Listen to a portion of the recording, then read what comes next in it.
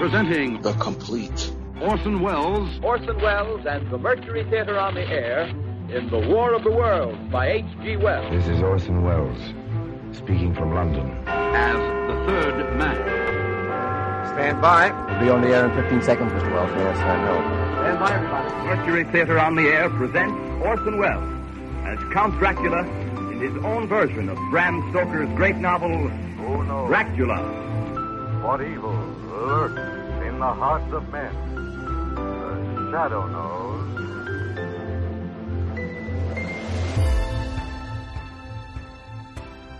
Hello world, welcome to The Complete Orson Welles, featuring a range of programs from 1936 to 1952 that Orson either produced and directed, was featured on, or guest hosted.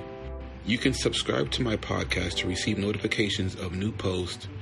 If inclined, please leave a rating and or review on your preferred podcast service. Thank you for your support. Hope you enjoy. This week we are going to have Campbell Playhouse. The episode is titled Mutiny on the Bounty. It features Burgess Meredith. This episode aired January 13th, 1939.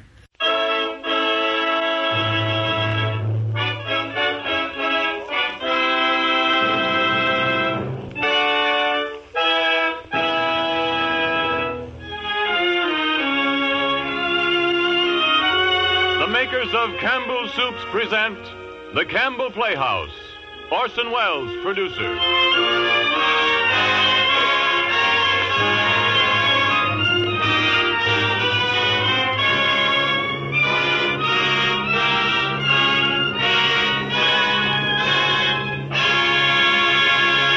Good evening, listeners. This is Ernest Chappell speaking. Tonight, the Campbell Playhouse presents Orson Welles in his own radio version of that great sea story, Mutiny on the Bounty. But first, a word from our sponsor. Any day you look on the lunch or dinner menu of the most popular restaurant in town, you will likely find that one dish featured is chicken.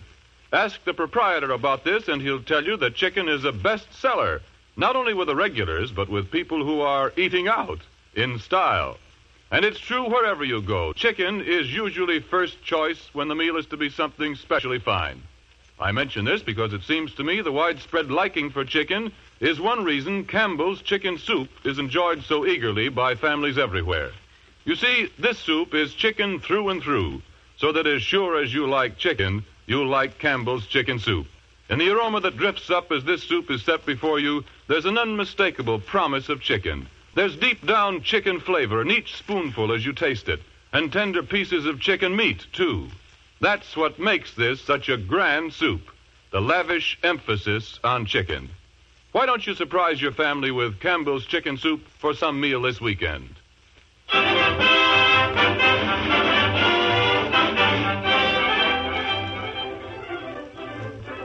Good evening, this is Orson Welles. On the 12th of September, 1792, there occurred in England the most remarkable court-martial in maritime history. 7 naval officers and men were on trial for their lives before the Lords Commissioner of the Admiralty on charge of high treason. Revelations at this trial of conditions prevailing on the ships of the British Navy came finally to exert a powerful influence in humanizing the administration of the world's navies and making more tolerable life at sea.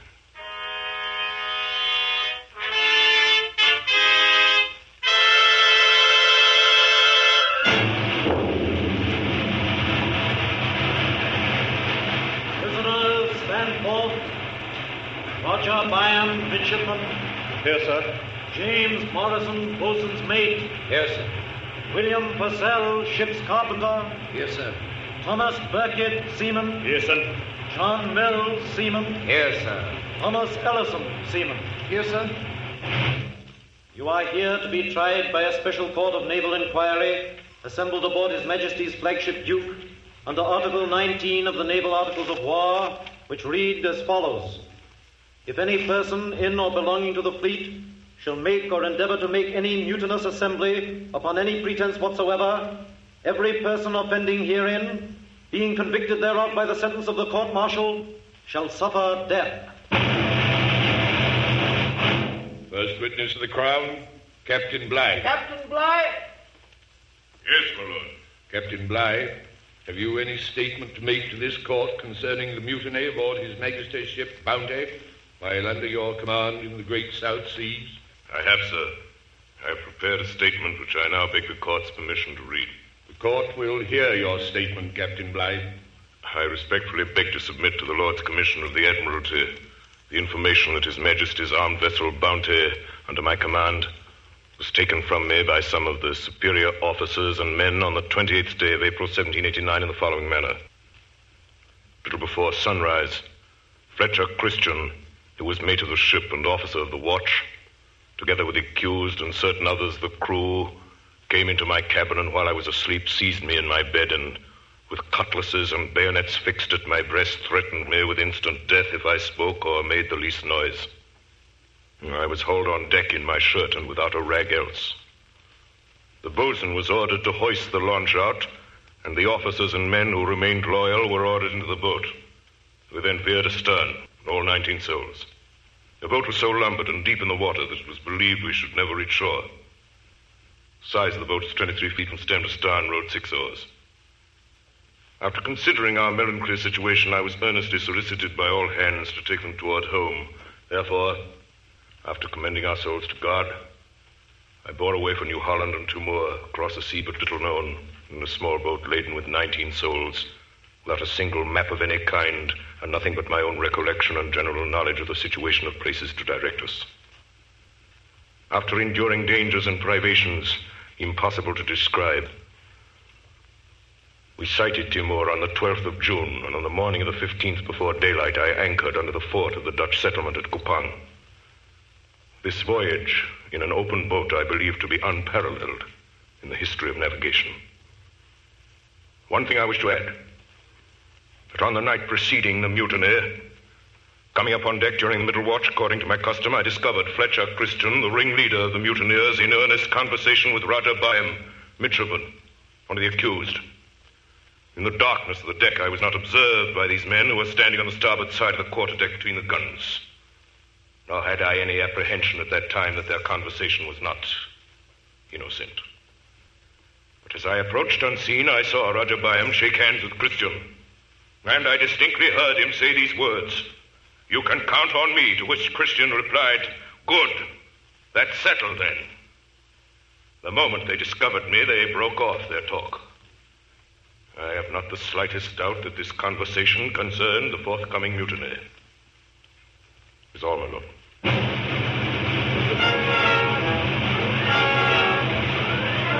Roger Byam, stand forth. Roger Byam, you have been accused with others of mutinous and piratical seizure of His Majesty's armed vessel Bounty. You have heard the Crown's witness. Roger Byam, do you plead guilty or not guilty? My lord and gentlemen, I declare before God and the members of this court that I'm innocent, that I have never been guilty either in thought or in deed of the crime of which I'm charged. Roger Byam, the court is now ready to receive whatever you may have to say in your own defense. My lords, I joined His Majesty's Armed Transport Bounty as a midshipman on the 21st of December, 1787. We were off Spithead, lying to for stores and crews to come aboard. I remember my first sight of the Bounty. The crew crowded in the afterdeck around the huddled form of a man, lashed to the capstan spar, and Captain Bligh reading from an Admiralty order. If any person in or belonging to His Majesty's fleet shall strike or endeavor to strike an officer, he shall be flogged in turn on board every ship of the fleet. Master at arms? Yes, sir. How many lashes are due from our ship? 2 dozen, sir. Very well. Mr. Morrison? Yes, Captain Bligh. 2 dozen lashes. One moment, Captain. Yes, Surgeon. Prisoner is dead, sir. Lucky devil, we were only the 5th ship. Well, Mr. Morrison, what are you waiting for? But the man is dead, sir. Yes, I heard the surgeon's report. Come, my dinner's getting cold. 2 dozen lashes, Mr. Morrison. 2 dozen lashes, dead or alive. 2 dozen it is, sir.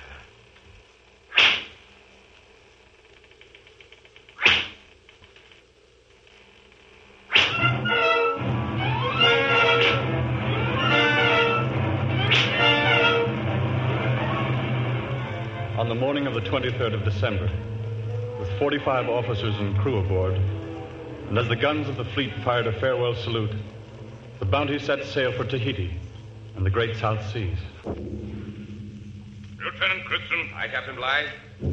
Take charge, raising anchor, sir. Very well, sir. Fryer, the topsails. Aye, sir. Spurzel. Aye, sir. Tinkler. Aye, sir. Surgeon Hogan. At your service, sir. Surgeon Hogan, you'll moderate both your voice and your rum rations. At your post. Very well, sir. To Morrison, we're ready, sir. Aye, sir. All hands out or down here. Lash and carry. All men to their stations. All men to their stations. Hold short, men. Loose the topsails. Are you asleep on the foretop? The main topman off the yard. Are you alive? You crawling caterpillar. Way anchor, men. Yo heave. Ho! Yo heave. Ho! Loose the forecards. Ho! Get the mainsail at it. Ho! Heave hearty. Ho! Heave hearty. Ho! Heave. Ho! Lord the main tack, be lively. Ho! Ho!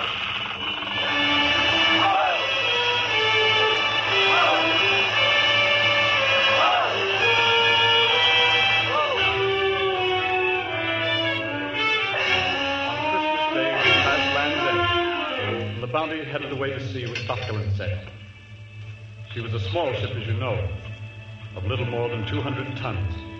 And the great cabin aft was rigged as a garden for the transportation of breadfruit trees from the island of Tahiti to the West Indian plantations.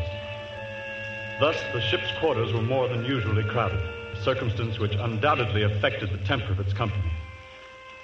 The officers messed in a screened-off space on the lower deck, aft of the main hatch. At the captain's table sat Mr. Fryer, this ship's navigator, an elderly man long in the service of His Majesty's Navy. And Mr. Christian, the mate, a man of only 24, of fine presence, from a good English family. Don't you talk to me about seamen, Mr. Christian. I know them better than you. Curse them, a lazy, incompetent lot of scoundrels. Heaven knows the captain has trials enough with such a crew. Dregs of public houses. They don't know a sheet from a tack. I venture to differ with you, Captain Bligh. I should call Ellison and Mills first-class seamen. Even Burkett, though he may be willful... Willful, eh? Burkett's an insolent hound. I have my eye on him. Slightest report of misconduct, I'll have him seized up and flogged. If I may express an opinion, Captain Bligh... Yes, Mr. Christian? Burkett's a man to tame with kindness rather than with blows. La-di-da, Mr. Christian. On my word, you should apply for a place as master in a young lady's seminary. Kindness, indeed. A fine captain you'll make with such ridiculous notions. Our seamen understand kindness as well as they understand Greek. Fear is what they do understand. Without fear, mutiny and piracy would be rife on the high seas. Aye, there's some truth in that, sir. I can't agree. Seamen don't differ from other Englishmen. There are some, the best of them, who'll follow a fair and kind officer to the ends of the earth. Rot. As far as I trust them as the end of a yardarm.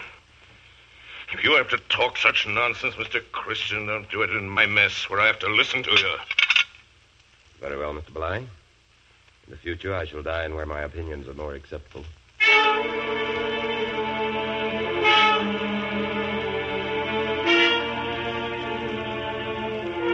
From that day on, and for the rest of the voyage, Captain Bligh took his meals by himself in his cabin. In latitude 39 degrees north, just off the coast of Tenerife, we ran into heavy weather. A huge wave stove in 3 of our longboats, carried away our cases of beef, and spoiled a large part of our stock of bread. We laid into Santa Cruz for fresh supplies of water and beef. The meat that was taken on ship was so tainted the men threw most of it overboard. Captain Bligh kept the men at work, repairing the ship's boats from morning till night. Captain Bligh. Yes, Mr. Fryer. Men are asking when they can start shore leave, sir. So they can get drunk in the taverns, I suppose. Been at sea nearly 8 weeks, sir. Maybe 8 months before they set foot in land, and might as well get used to it. No shore leaves, Mr. Fryer. Aye, sir.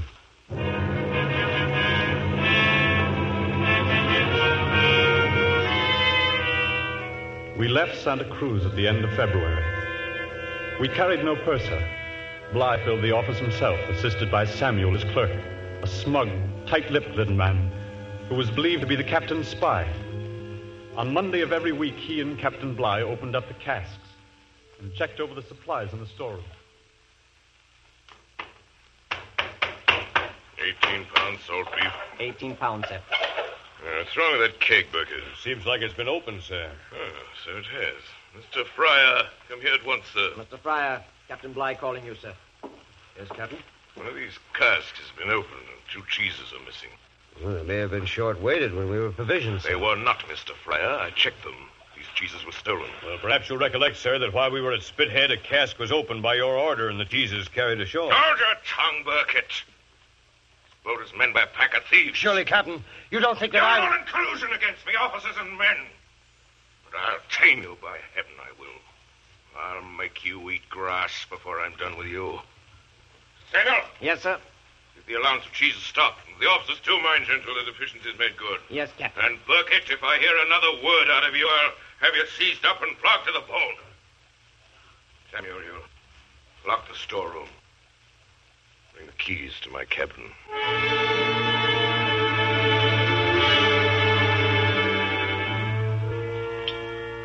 So help me.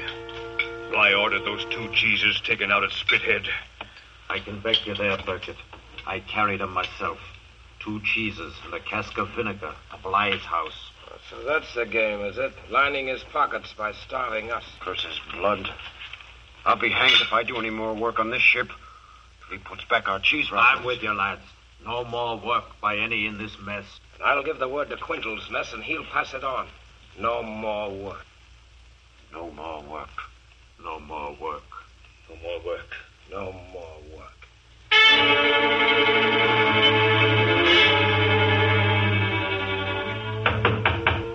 Come in. Captain Bligh. Yes, Mr. Christian. As officer of the deck, sir, I feel it my duty to make a report. Well, what is it? The grumbling in the forecastle, sir. It's becoming serious. Ah, is it? What are the scoundrels grumbling about now? Many things, sir. Chiefly the food. And they're not satisfied with the rations, sir. By heaven, they'd better make up their minds to be satisfied. Captain Bligh, a second officer. I am in a measure responsible for their conduct. If I may suggest, sir, I think it would be wise to listen to their grievances. You may keep your suggestions to yourself, Mr. Christian. I think it only right that you should hear what the men... I am the only judge, sir, of what's right and wrong on the ship. I'm tired of their bloody complaints. Since you seem to be their advocate, Mr. Christian, you can tell them this. The first man to complain from now on will be placed in chains.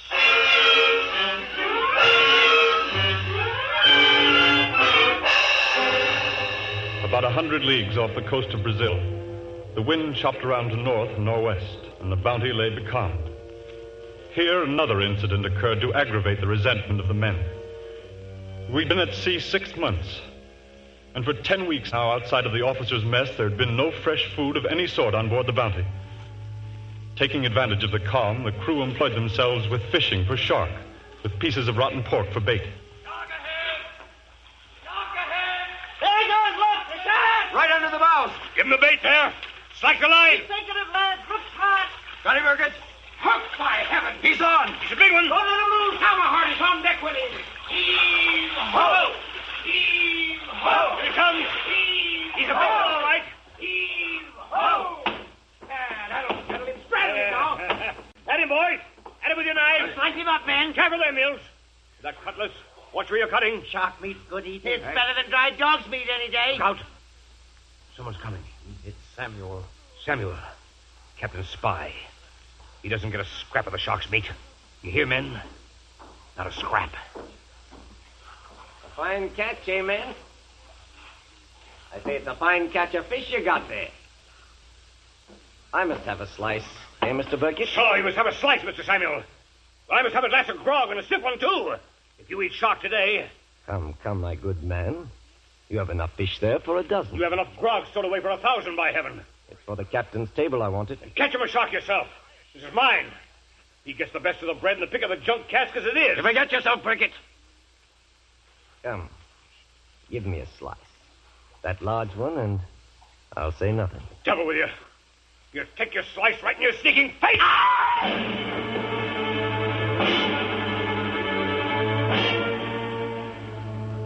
Burkett spent the night in irons.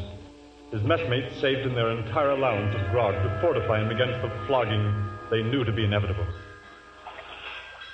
At 6 bells, Mr. Bligh came on deck. Christian? Yes, Captain Bligh.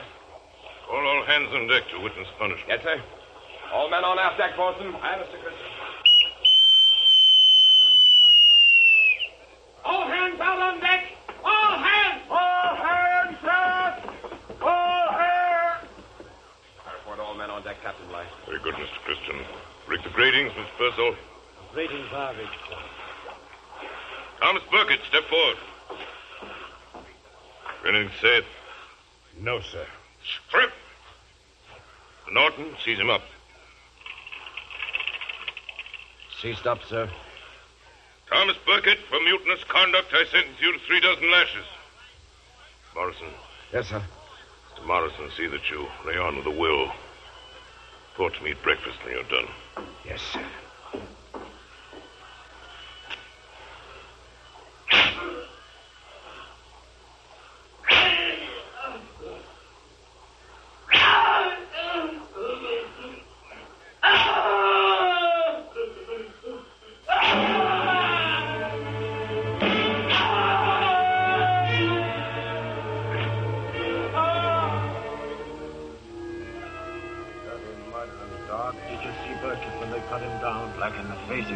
The bone showing through the flesh. And now the old devil ducked Purcell in irons. I say, Mr. Fryer and Bligh ain't speaking no more. Pretty buzz, then, for a ship what's got half the world between her and England. Wait till we get back. It'll be a day of reckoning for old Bligh. Aye, and maybe before we get back. What are you saying, Mills? We got to get back to England, don't we? We could get back without Bligh if we had to. There's a man that could take the bounty home. I and a better man than Bligh. Christian, you mean? Christian. Yeah, that's right. Mr. Christian. Mr. Christian.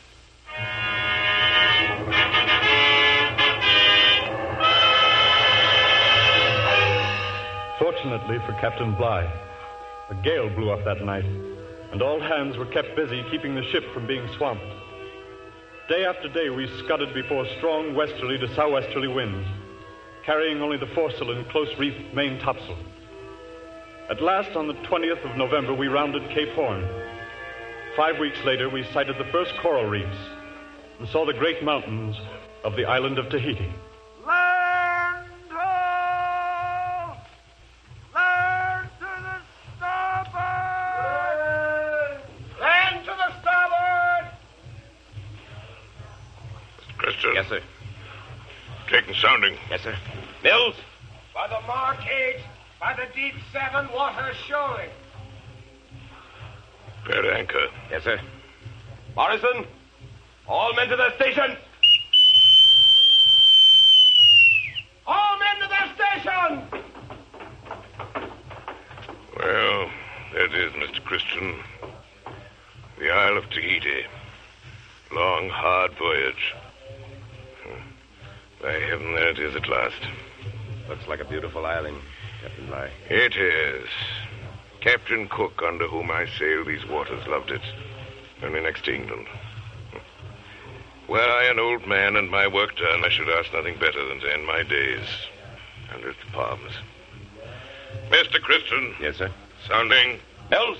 By the deep 5, 1/2 less 5, sir, and shoaling fast. Lower away. Lower away there. Aye, sir.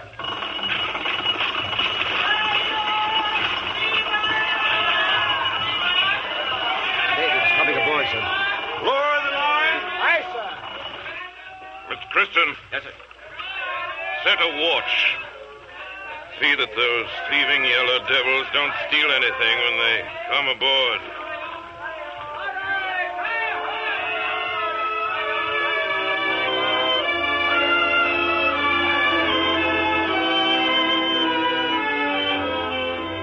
The next day, the crew went ashore. The danger of the mutiny seemed past. The hardships of the voyage were soon forgotten. We lived on the fat of the land, amongst affectionate native friends. Those were the happiest weeks I ever spent. Our host was the chief of the island. He had 2 daughters, Hina and Tahani. Mr. Christian and I used to visit them often. The four of us would go swimming, sporting in the breakers or lying on the white sand of the coral beach.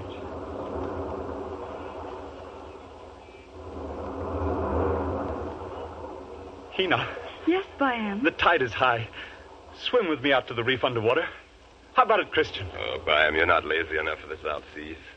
I'll stay here with the honey. Ready, Hina? Ready? Come.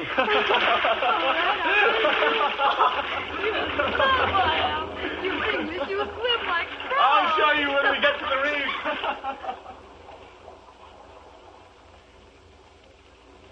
Christian, Yes, are you a chief in your own land? small one perhaps, Downey.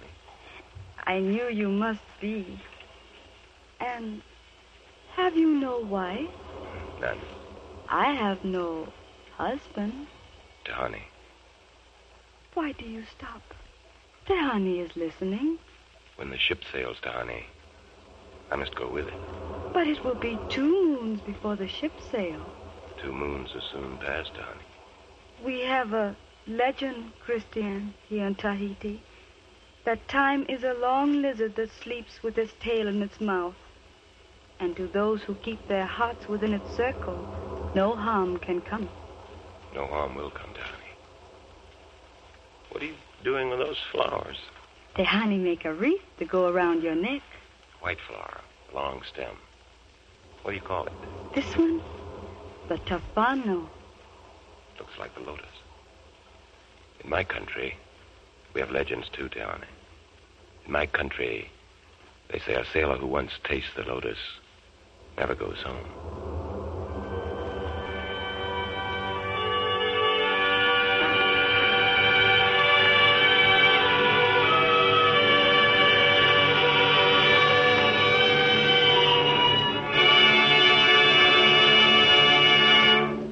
You are listening to the Campbell Playhouse presentation of Mutiny on the Bounty. We pause now for station identification. This is the Columbia Broadcasting System.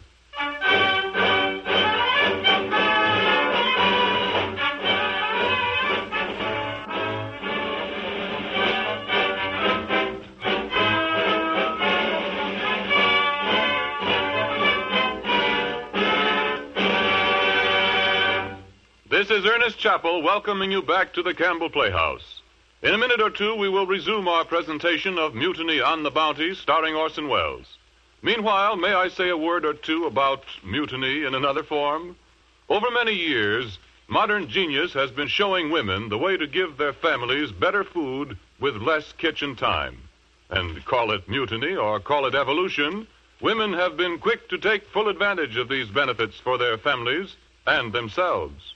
No longer does the good housewife feel she must spend long hours each week making her own bread and churning her own butter. To give her family their favorite dishes, it is no longer necessary to spend so many hours in her kitchen. Her household shelves are laden down with many of these foods, ready prepared for her and of a quality equal to her own good homemade kind. Among these fine foods are soups, Campbell's soups. If you have never tried them, I invite you to try a can of Campbell's chicken soup tomorrow. I cannot think of a finer way to introduce you to Campbell's soups than that. Once you've tasted Campbell's chicken soup, I feel certain you'll be convinced that soup making at home is a task you can well turn over to Campbell's chefs. And now, back to the Campbell Playhouse presentation of Mutiny on the Bounty, starring Orson Welles.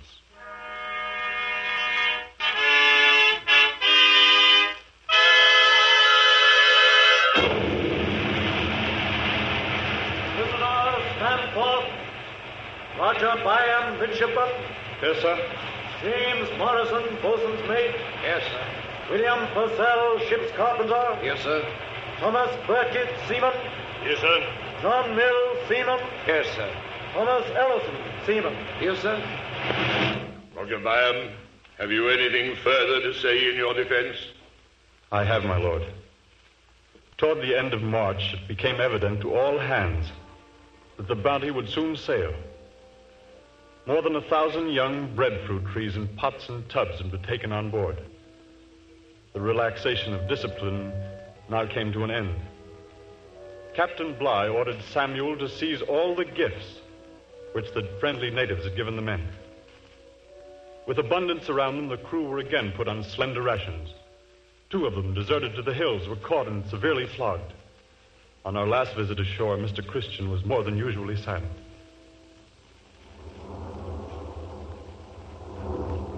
Christian, you are going to sail. Is that not so? Yes, Tahani. When? Tomorrow. Sunrise. Oh, Where will you be, Tahani, when we sail? here on the shore, waving my hand. I'll watch for you. Christian, will you think of Tehani sometimes in your own land? I will not stay in my own land. I shall come back, Tahani. Here, Christian, these are for you. Black pearls. Tahani, where did you get these? I swim very deep one morning off Coral Reef. Our people say pearls make men never forget. Your people say right, Tahani. I shall wait, Christian. I shall wait for you to come back. And every moon I shall watch for your ship. Me aloha paoli, Christian. Me aloha paoli.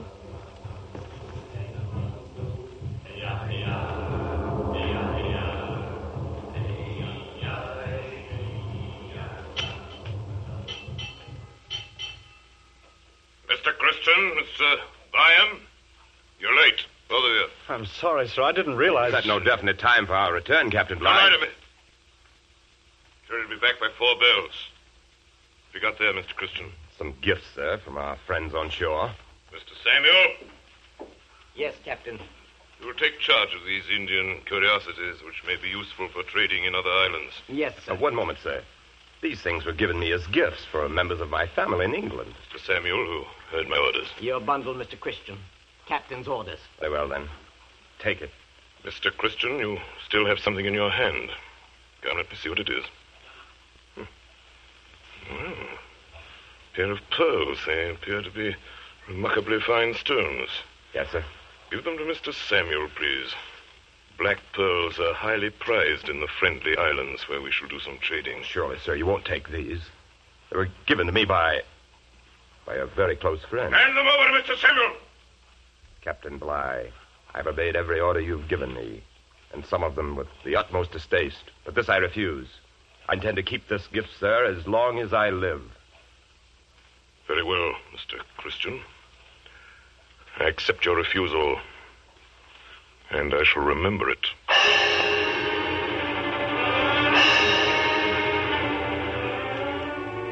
On the 4th of April, 1788, the Bounty with her cargo of breadfruit trees set sail from Tahiti. All went quietly enough until the evening of April 14th. That morning, we left the island of Numuka in the Friendly Archipelago, where we did our usual trading with the natives. A great many coconuts had been brought aboard and piled up on the quarterdeck between the guns under the captain's eye.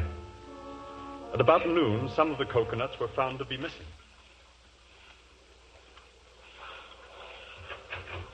Mr. Morrison. Aye, sir. Are all the officers assembled on deck? Aye, sir.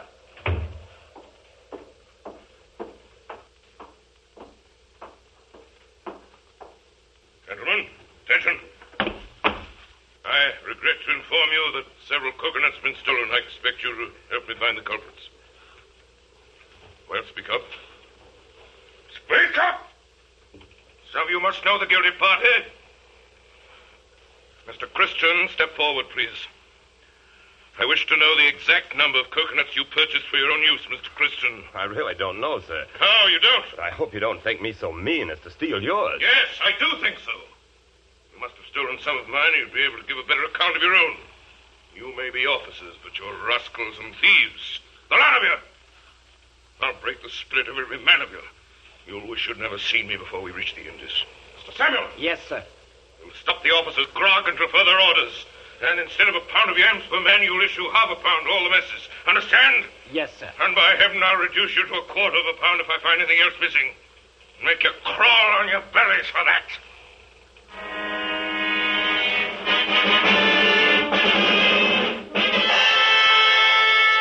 It was feverish hot below deck that night. and there was an uneasy stirring in the forecastle. I couldn't sleep and went up on deck. It was then about 1 o'clock, and with the exception of the watch, there was no one on deck but Tinkler, curled up asleep under one of the guns. Mr. Norton, the watch, was standing at the rail on the opposite side of the deck. I could make out his form standing in the starlight. Someone appeared at the after ladderway. Who's that? Oh, it's you, Byam. Oh, hello, Mr. Christian. Have you seen Captain Bligh tonight? Did you know that he invited me to sup with him? Why? Can you tell me that? After spitting at me, wiping his feet on me, sent Samuel to ask me to his table. He didn't go? After what happened, I should say not. Maybe he's got a conscience, Christian. His invitation might have been a way of letting you know he was sorry. I might have believed that once, but not now.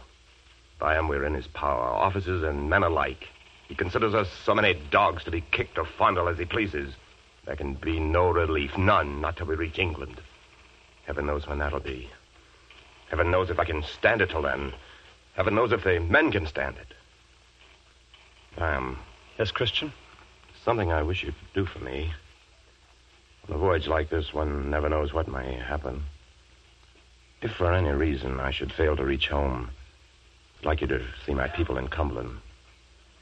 That'd be too much trouble for you? Not at all, Mr. Christian. Just before I joined the ship, my father asked I make such an arrangement with someone on board. In case anything should happen, he said that it'd be a comfort to him to talk with one of my friends. Oh, you can count on me, sir. Good. That's settled, then. Well, Mr. Christian. You're up late. Yes, sir. You, Mr. Byam. Can't you sleep? It's very warm below, sir. Hadn't noticed it. A true sailor can sleep in an oven if the case requires, or on a cake of ice. Good night, Mr. Byam. Good night, Mr. Christian.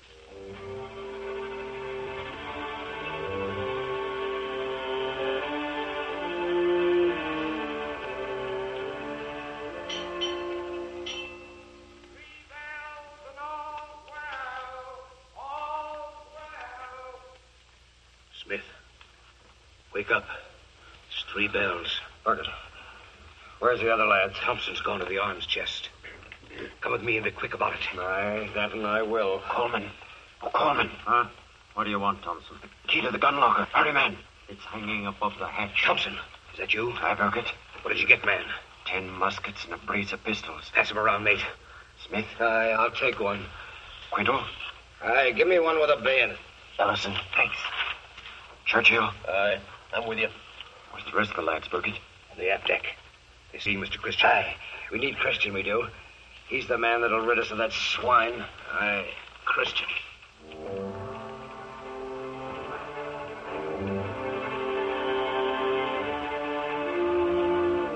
Mr. Byam! Mr. Byam, get up! Yes? Yes? Put on your clothes. Lose no time about it. Oh, what is it? Have we been attacked? Have we been attacked? No. We've taken the ship. Captain Bligh is a prisoner. What? Burgess, are you mad? Have you any idea what you're doing? We know what we're doing. Bligh's done all this on himself. Now, by heaven, we'll make him suffer. I'm going to shoot the dog. Don't you try any of your young gentlemen's ideas on us, or we'll murder some more of you. Seize them up, Burgess. They're not to be trusted. Hold your tongue. Mind the gun locker. Come, gentlemen, hurry into your clothes. Oh, Quiddle. Yes, Burgess. Stand fast by that door there. No one's to come forward without my orders, you understand? Aye. Now, Come on, get going. no. Up the ladder way. On deck with you. Captain Bligh. Stand back. Don't move a step. Isn't there a loyal man among you? Will you hold your tongue, Mr. Bligh? Or shall I shove this bayonet into your ribs? Go ahead, Christian. Murder me. Go ahead. I'm master of this ship now, Mr. Master Bligh, and by of the heaven, ship? I'll stand no more of your abuse. Christian, you traitor! I'll see you hung. I'll have you flogged. Hold your tongue or you're dead this instant. Lift the dog's throat. Let him have it. Quiet. Quiet, the lot of you.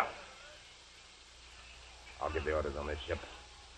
Second, get the other officers on deck. They're fetching him up, sir. Christian, think what you do. Release me. Lay aside your arms. Let's be friends again, Mr. Christian. Mr. Christian, I give you my word that nothing more shall be said of this matter. Your word is of no value, Captain Bligh. What do you mean to do with me? Shoot you swine. Seize him up at the gratings, Mr. Christian. Give us a chance at it with the lash. The lash! Silence! Silence! We'll give you justice, Mr. Bligh. Which is more than you've ever given us. What's your plan, Mr. Christian? We've the right to know. Aye, that we have. Mind what you're about, Thompson. I'm master of the ship. You're a mutinous swine, that's what you are, Christian. They'll never listen to you. Maybe that'll teach you to hold your tongue. Stand back, Byam. Think what you're doing, Christian. This is my affair. Up the step, Bertie. Fryer, Put down the guy. Purcell. Over on that side of the deck with Byam and Morrison. Christian, are you in this? Yes, Mr. Fryer. I've taken the ship. None of you will be hurt unless you resist. What are you going to do with Captain Bligh? Kill me! That's what the villain's going to do. Oh, Kill Mr. me! Bligh, no, I'm not going to kill you. I'm going to put you adrift in the longboat. Longboat? That's right. Turn him into shot. Turn me loose in that rotten little boat, will you? 3,000 miles from land. What else is that but murder? Giving you a chance, Mr. Bligh. More than you'd give me. Mr. Mills. Aye, Mr. Christian. Clear the launch and be lively. Aye, sir. Ellison, Quinton, give me a hand with the davits. Now, gentlemen, you have your choice. The rest of the men who haven't joined us, you stay on ship with me, or you go with Bligh. I give you warning. Come with me and I'll see you hung. I'm with you, Mr. Christian. Stand on this side. I'm going with the captain. Not me. Over here, then. Fryer. Mr. Christian, listen to reason. I've no time, Mr. Fryer. Answer my question. I've sympathy for you, the wrongs you've suffered, but none whatever for what you're doing now. I have not asked for your sympathy, Mr. Fryer. Mr. Byam, what's your decision? Mr. Byam. I shall go with Captain Bligh. Very well. Over here, then. On that side. Purcell? No matter what I think of Mr. Bligh, I know my duty as an officer. Mr. Purcell, I shall remember that. All that are going. Mr. Bligh, ready to man the launch? He's ready to lower, sir. In the boat, men. First, Mr. Bligh. I'll never leave my ship of my free will. Very well. Carry him, men. Into the longboat with you. Stand back. Stand back, gentlemen. Burkett, keep your musket ready if anyone makes a move. That's it. Into the boat, men. Keep him in, Rap. Now, the rest of you, Fryer, Purcell, Nelson, all of you that are going, keep moving. Ellison's up to the supplies. In you get. We can't take any more. Christian, we can't take any more. Don't change it anymore. She's overloaded, Christian. She's overloaded with swamp. No more men. Don't swamp the boat, men. I'll see that justice is done you. Very well. Back the rest of you. Byam, get back. Yes, Mr. Christian. Lower away, men. Aye, sir. Lower away. One more chance, Christian. One more chance to surrender. Too late for that now, Mr. Bligh. You'll pay for this, every one of you. You'll pay. Give us some cutlasses at least, Christian.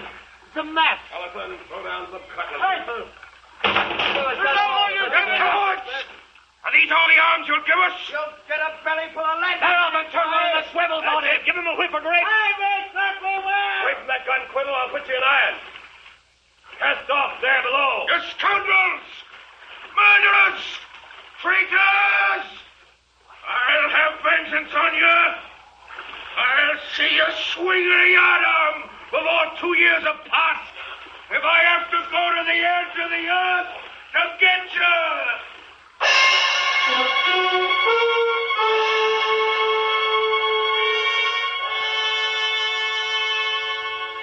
The launch was soon 100 yards from the ship, with Bligh and 18 men crowded aboard. There was no chance of my joining them.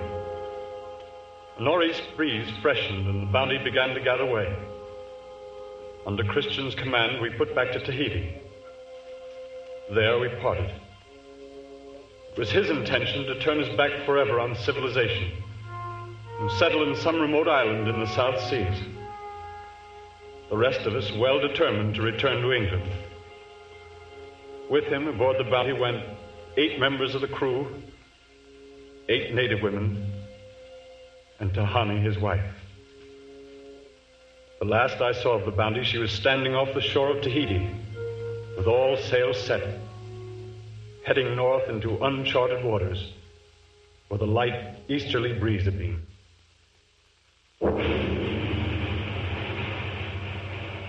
Prisoners, stand forth. Roger Byam. Here, sir. James Morrison. Yes, sir. William Muspratt. Yes, sir. Thomas Burkett. Yes, sir. John Mills. Yes, sir. Thomas Ellison. Yes, sir. Do any of the accused have anything further to say in your defense? No, my lord. No, my lord. No, my lord. No, my lord. No, my lord. Having heard the evidence produced in support of the charges made against you, having maturely and deliberately weighed the whole of the evidence, this court is of the opinion that the charges have been proved against you.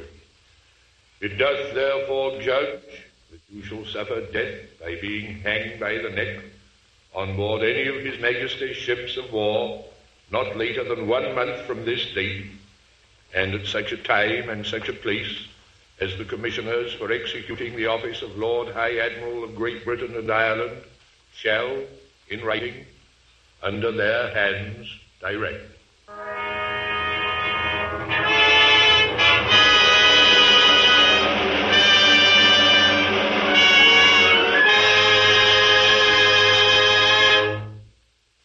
Our story tonight is the true account of an adventure at sea. It is not fiction, it is history. And history seldom accommodates us with a happy ending.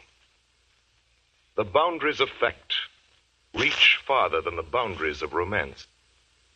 And even when the last of the principles of any action have died, it cannot surely be said that any human event has ended in the sense that a story ends. If our hero tonight was Captain Bligh, then our story concludes with the fulfillment of his promise. For Captain Bligh, sailing without charts or instruments, against thirst and hunger, against heat and cold, after 41 perilous days on the open sea, brought the launch of the Bounty with its crew of 19 souls into the Dutch port of Timor, 3,618 miles from where they had been set adrift. He kept his word, returned to England, brought 7 of the mutineers to trial and saw them convicted to treason and condemned to death. If our hero was Roger Byam, then the story still has a happy ending. For in spite of Captain Bligh, and quite in keeping with the best traditions of melodrama, he was reprieved from hanging at the 11th hour and lived to marry a girl and to become a captain in the British Navy. As to Mr. Christian, the end of his story has not been written. It has been told that with his wife Tahani and a few of the mutineers, he sailed the Bounty far off the trade lanes to an island they called Pitcairn. They may not have lived happily ever after, but for almost 150 years their descendants have continued in existence, free from the bondage and misery against which Fletcher Christian rebelled.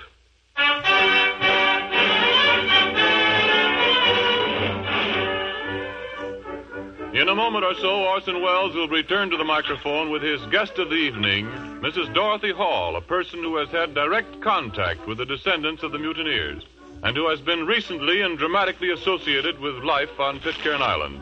While we are waiting for them, let me remind you of something I was talking about a little while ago, of the lavish emphasis on chicken in Campbell's chicken soup. Actually, all the good meat of fine government-certified chickens goes into the making.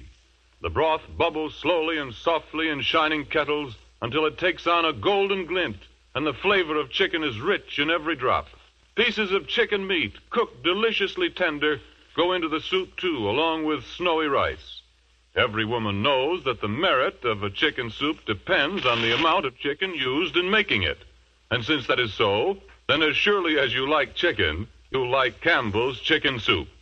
You'll like it for lunch, for supper, for family meals, whenever the idea of chicken sounds good. Why not put Campbell's chicken soup on tomorrow's shopping list and have it this very weekend? And now, Orson Welles. Ladies and gentlemen, the last, or at least the latest chapter in the strange story of the mutiny on the Bounty, we're going to tell you tonight, before this broadcast is over. It was written only last summer, and only a few miles from this studio.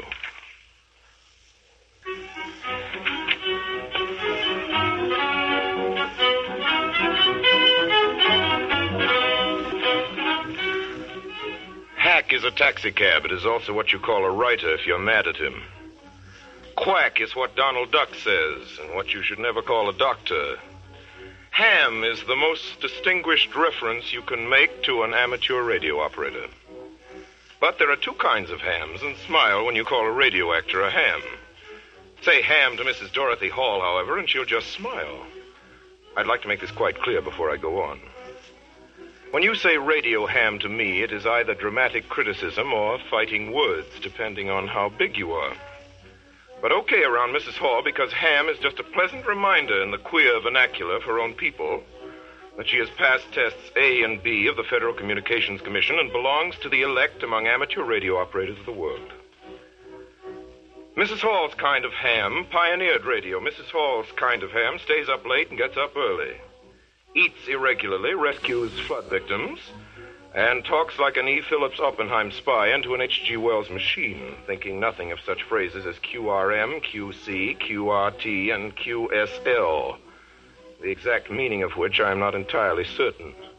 88, however, means love and kisses.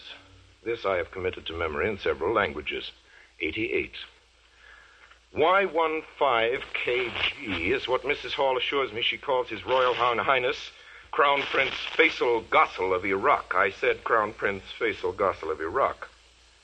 And there are a lot of other hams, Mrs. Hall's kind. I mean, there is W5DEW, for example, who is Mary, the dewdrop of Texas, and the mother of 4 children. There is Howard Hughes. There is Wilmer Allison, the tennis star. There is Dr. James Hard, the John D. Rockefeller of Mexico, who's invested $150,000 in amateur radio. This is the son of Herbert Hoover, too, and Andy Sinella, the band leader, and about 85,000 others, including Amos of our own Campbell Soups, Amos and Andy. I don't know what makes a ham. Mrs. Hall's kind, I mean. But I do know that it's very lucky for an awful lot of people that hams do exist. And 214 of those lucky people are especially lucky and especially grateful to Mrs. Hall. They are the 214 great-grandchildren and great-great-grandchildren and great-great-great-grandchildren of the crew of the HMS Bounty. Remember the headlines? Pitcairn Islanders face starvation, Bounty survivors isolated by typhoid rumor, Queen's woman rallies British to aid survivors, radio amateur acts to save starving inhabitants. Well, that was only last summer, and only last summer it was that the rumors of a dangerous epidemic forced the little island into a tragic quarantine that threatened to erase all life from Pitcairn. That same Pitcairn, that same paradise that Mr. Christian and the rest of them founded 150 years ago in tonight's story. What happened was this. Stories of a contagious disease on Pitcairn Island spread faster than any disease through the islands, from Panama to Tahiti, from Samoa to New Zealand, and boats, all of them, from the biggest traders to the littlest tramps, kept off. The harbor was closed.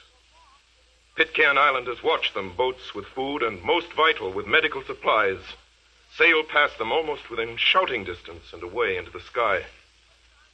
And so it was that slow death and death by torture faced a community in the very presence of civilization, faced a people whose ancestors had known this torment and this kind of death. And here's how another chapter was written in the saga of the Bounty. Andrew Young, descendant of midshipman Edward Young, latitude 25 minutes, 4 seconds south, longitude 130 minutes, 6 seconds west, fighting time, fighting the ebbing power of his radio transmitter, found an old friend in the ether whom he knew well and whom he had never seen 7,740 miles away. A colleague in the great good fellowship of radio hams. Found and gave the word to Mrs. Dorothy Hall, 18618 Williamson Avenue, Springfield Gardens, Queens, Long Island, New York. And here she is. Mrs. Dorothy Hall, who picked up the message and gave it to the world. I'd like you to meet Mrs. Hall. Good evening, ladies and gentlemen. Mrs. Hall, will you please read the entry which you made in your log on July 19th of last year? Certainly, Mr. Wells. Here it is. 4:38 a.m. While in contact with VR6AY, he requested that I contact the British Consul that no ships had stopped for trading since May 25th, and they needed food and medical supplies. Mrs. Hall, when did help finally reach the islanders? Just 9 days after I received the message. They must be tremendously grateful for what you've done for them. Well, they're very nice people. I think you're understating the situation, Mrs. Hall. I must tell you that since Mrs. Hall rescued Pitcairn Island, I found out from other sources she's become what amounts to its unofficial consul general, purchasing agent, advisor, and guardian angel. Well, Mr. Wells, that's quite a title. Tell us, Mrs. Hall. What do you think is the outlook for the islanders? I'm afraid not so very encouraging. They are entirely cut off from regular professional medical attention, whereas they recovered from this epidemic, which incidentally has never been diagnosed. It is more than possible, particularly with the threat of cholera, that someday a ship will pull into the harbor and find no one alive. Mrs. Hall, certainly something should be done about this. The people at Pitcairn Island need a doctor. They need someone to tell them what they've got when they're sick and someone to cure them when they've got it. They need at least the simplest medical supplies. I don't know what can be done, but maybe somebody, somewhere, who's listening to this will know the answer. Let's hope so. And now, before wishing you good night, Mrs. Hall, and thanking you for visiting us at the Campbell Playhouse, I'd like our listeners to hear what I found in your log when I visited your home the other day. It's your most recent entry regarding the island. It's just a sentence, but I think it's very eloquent. It's from the Chief Magistrate of Pitcairn Island to Mrs. Dorothy Hall. Quote, "You do what is for our good. It's okay with me." Signed, Richard Edward Christian.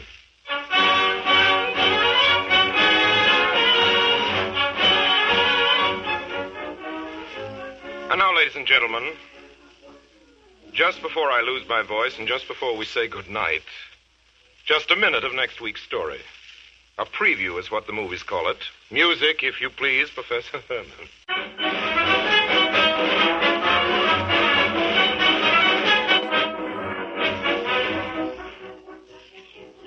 When Mr. Phippeny took the mules out of the traces to lead them down to the stream to drink, he noticed that his wife continued sitting on the spring seat staring ahead of her, and that Addie, now 10 years old, remained in the wagon under the canvas. When he came back, they were as before. Josephine, are you feeling all right? Fine. Don't you like this camping place? As well as any camping place.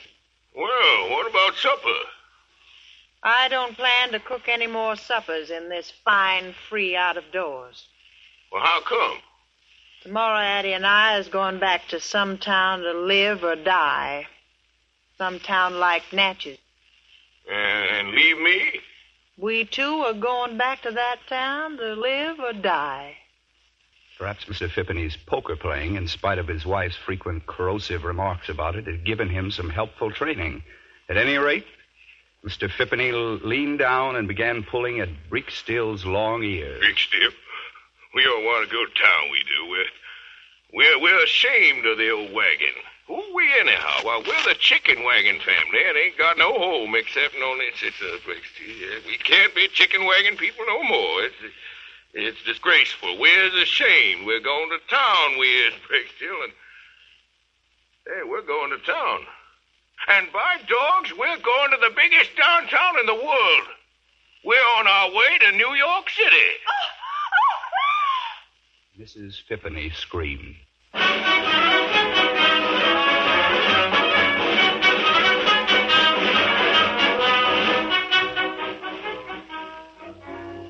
Ladies and gentlemen, what you've just heard comes about at the beginning of next week's broadcast, and the voice you heard telling you the story, because he happened to visit the Campbell Playhouse in this studio tonight, and because he was nice enough to do this for us, was the voice of America's finest actor, Mr. Burgess Meredith, who is the star of next Friday's story, which is a queer story, a funny story, a very, very good story, and a very, very human story, called The Chicken Wagon Family. Until then, until The Chicken Wagon Family, Burgess Meredith, who is next week's star, my sponsor and I, and all of us on the Campbell Playhouse remain obediently yours.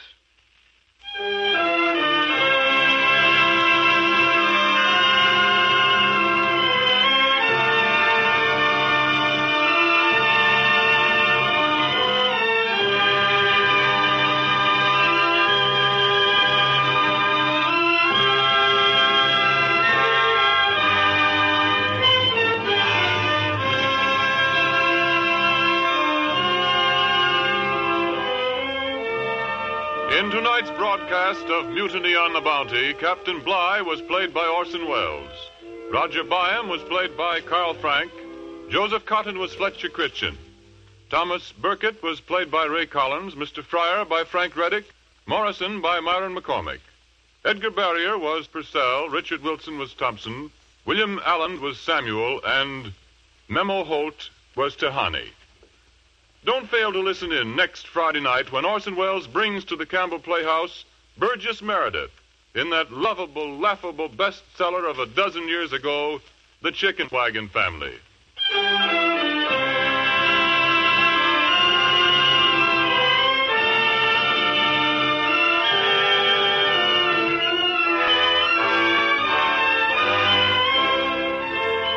This is Ernest Chappell saying good night on behalf of the makers of Campbell Soups. This is the Columbia Broadcasting System.